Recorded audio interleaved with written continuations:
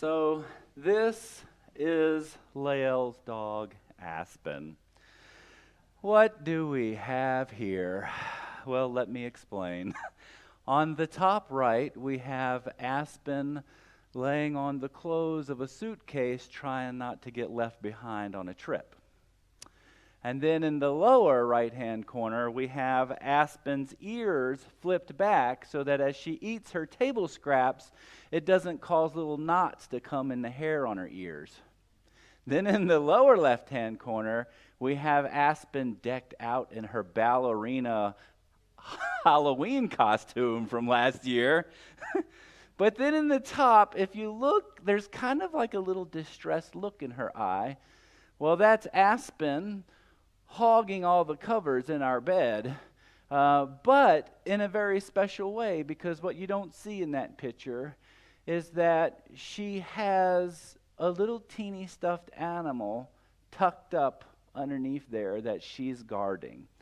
And so this is one of Aspen's mothering instinct photos that I took because recently, after her last heat cycle, she did this weird thing. She got this little stuffed animal and she started thinking that it was her baby. And so she was carrying this stuffed animal around, didn't want anybody to touch it. In fact, if you tried to touch it, she'd give you a little growl, right? And then she went without food and water for like a few days where she wouldn't even move. She just had this puppy and she was trying to nurture it and take care of it. And I was just amazed at how much this little teeny dog was putting all of her own needs aside for the sake of this little stuffed animal that she thought was her puppy that she was taking care of. And then I thought about moms in general and how much they sacrifice for their children, how much of themselves they put aside in the raising of their children to see to it that they have everything they need to be okay. And then as I thought about that, I went from this smallest little example of Aspen and her love all the way up to the example of God showing his love for us on the cross. And I thought, as much as that little dog loves that little puppy that she thinks is real, and as much as parents we love our children, do we realize that God loves us so much more? God is the one that showed us how to love. And how did he do it? On the cross. That's how God demonstrated his love for us. And that while we were yet sinners, Christ died for us. That Romans 5:8. And so as I was thinking about that, I thought, how fitting, because today we celebrate the exaltation of the Holy Cross. And this feast is not just inviting us to dwell on suffering like on the cross for the sake of suffering, but to see in the cross the supreme revelation of God's love for all humanity. A love that's so deep and so humble and so complete that it becomes the perfect model for not only how we should live as followers of Christ, but also how we should love our neighbors. That is how Christ demonstrated his love for us. And so I started to think about how I'm demonstrating my love for other people. And it's interesting because in our first reading for the day, we see how God demonstrates his love for his people. They're out in the desert. They left the cushiness of Egypt, as they said, and now they're wandering around in this hard circumstance, eating food they don't really like, kind of moving through the desert, and that had to be hard on the body, and they're just in a state of grumbling. They have their eyes so much on the dissatisfaction of life and all the things that are wrong now, and we can get our focus on things that are wrong now, can't we? They had their eyes so fixed on that this becomes a moment of both judgment and mercy and a chance for God to show them his love. So what does he do? The snakes start going in to the people of Israel and biting them, killing them. And people are looking at this and they've got their eyes fixed on these things, these snakes that are biting them, these problems, this death, this awfulness. Isn't it easy to get our focus on the serpents in life, the evils in life, the hard things in life? And so what does God do in that circumstance? He tells Moses to get a serpent and put it on a pole. And we read in Numbers 21:9, so Moses made a bronze serpent, and he mounted it on a pole, and whenever anyone who had been bitten by a serpent looked at it, the bronze serpent. Think about that. What was it that was going to create the opportunity for them to live? It was to get their eyes off the serpents that were causing their consciousness to spiral down into the problems and the evil and the awfulness, and to redirect that focus to the cross with the serpent on it as a prefiguring of that time that God would send Christ into the world to be upon that cross and defeat the serpent that stood on it.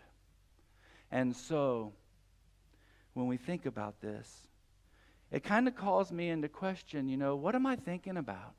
Because it's easy in life to start spiraling down the rabbit hole and to get to this point where I'm just filled with fear and rage and anxiety and hate and everything else. And we see that so much in the world.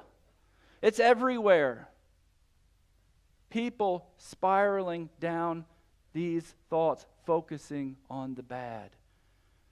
And so the question then is, how do we get out of that? And I think that the Lord is revealing that the answer to that question is by shifting our focus back to love and the cross and everything that it represents. So, interestingly enough, we see the Apostle Paul talking about that shift and what it means to really serve God in the world. How we take our focus off of all of our stuff and then fix our eyes on the hope we have in Christ and then share that with others. And what did Jesus do? How did he embody this? Well, it tells us in Philippians 2:7, he emptied himself, taking the form of a slave, coming in human likeness.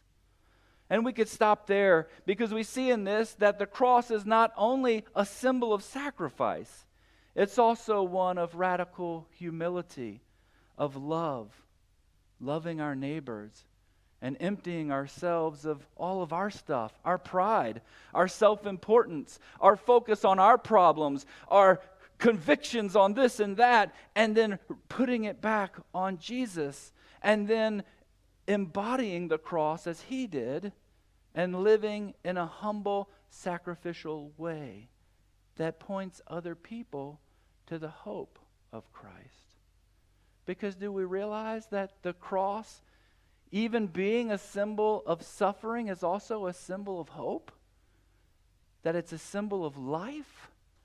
The life that comes after a sacrificial embodiment of living for others. That's exactly what happened.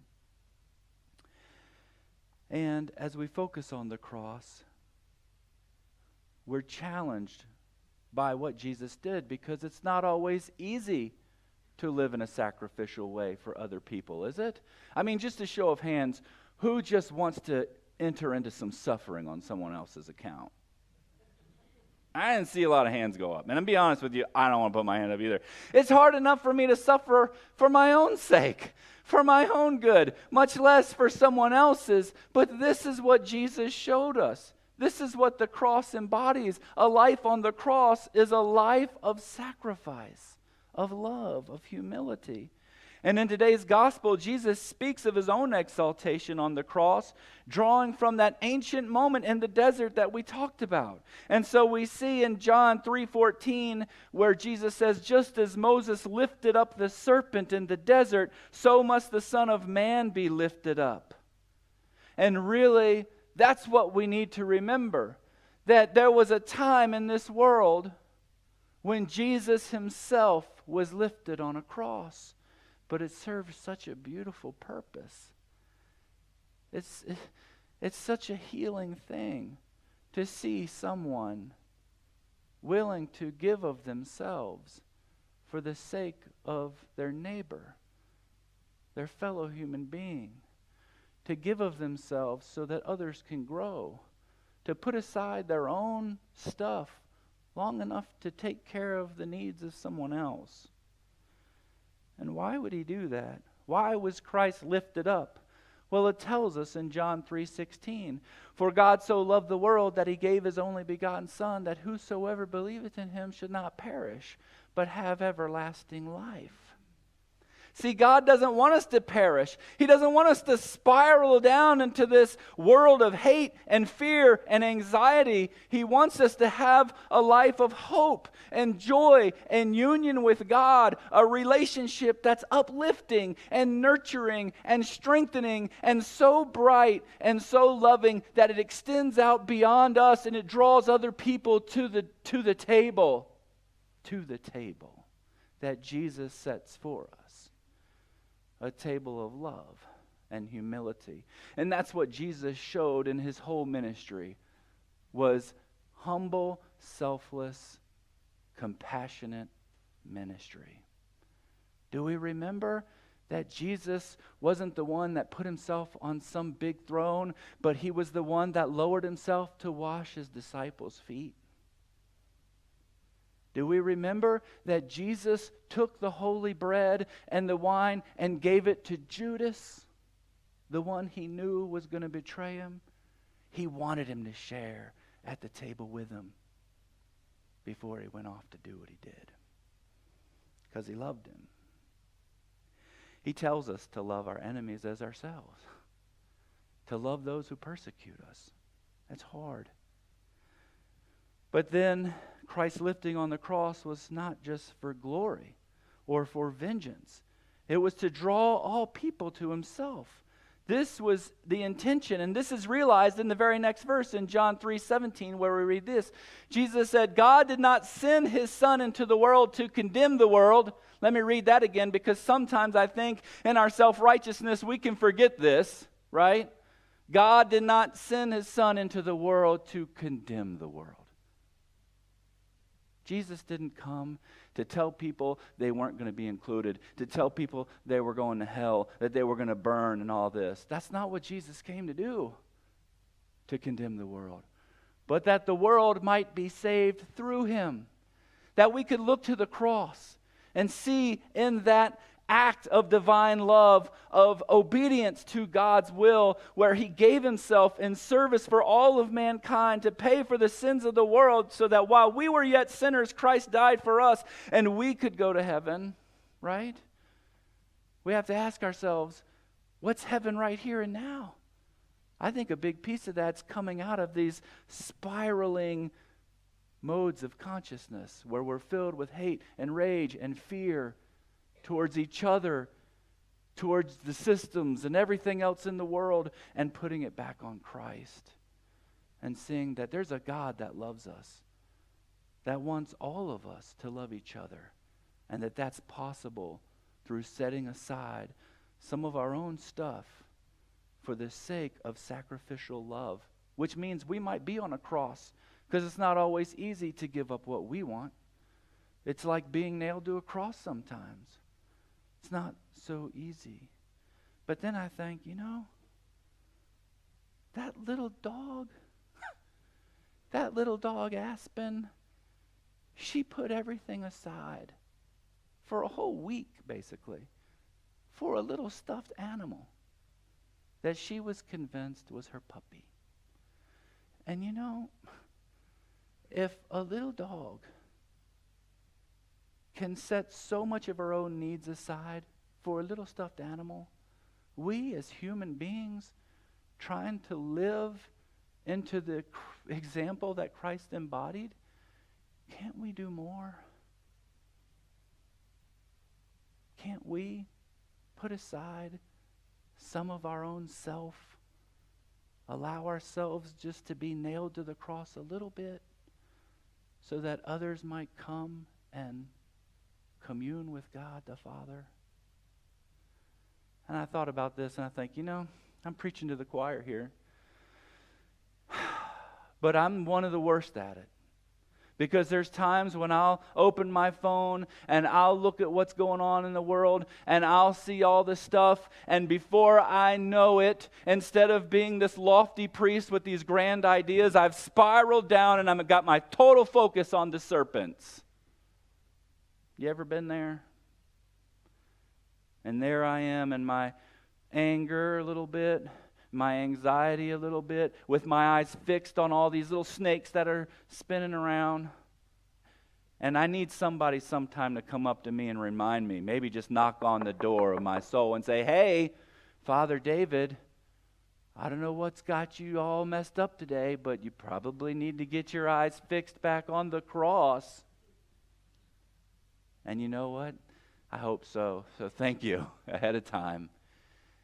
Because I do believe that if little Aspen can do it, so can we.